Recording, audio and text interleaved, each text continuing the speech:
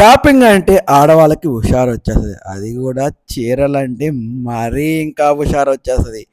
టూర్‌లో లాస్ట్ రోజు షాపింగ్ వదిలేశారండి. ఇంకేముంది కాశీ పట్టణమంతా గూడా వీళ్ళదే షాపింగు. బెనారస్ చీరల కోసం తిరిగారండి. తిరిగి నన్నయితే మటుకు తిప్పారండి. తిప్పి షాపులన్నీ తిప్పి ఒక షాపుకెళ్లారండి. అక్కడ గూడా వాళ్ళు దుంప దించేశారండి. ఆడవాళ్ళైతే మటుకు ఆ చీర వెయ్యి, ఈ చీర ఎయ్యి, ఆ కలర్ బాగాలేదు, ఈ కలర్ బాగాలేదు అని జెప్పి అందరూ గూడా సతాయిచ్చేశారు. ఎట్టకేలకు దాదాపు 40,000కైతే అందరూ కలిసి కొనేశారండి. మగవాళ్ళ జోబీలో చిల్లు పడిపోయిందండి. మొత్తం కూడా తెచ్చిన అమౌంట్ అంతా ఖర్చు పెట్టిచ్చేసారు. వాళ్ళకే అనుకుంటే పక్కింటి వాళ్ళకి, ఎదురింటి వాళ్ళకి అని చెప్పి చీరలైతే తెగ తీసేసుకున్నారండి వీళ్ళందరూ కూడా. ఫుల్లు ఎంజాయ్ చేసేసారు షాపింగ్ మాల్‌లో అయితే మటుకు వీళ్ళు. అది కూడా కాశీలో హోల్‌సేల్ షాప్‌కి తీసుకొనెళ్లారు. మా ధనలక్ష్మి వెంకటేశ్వర్లన్న అయితే మటుకు.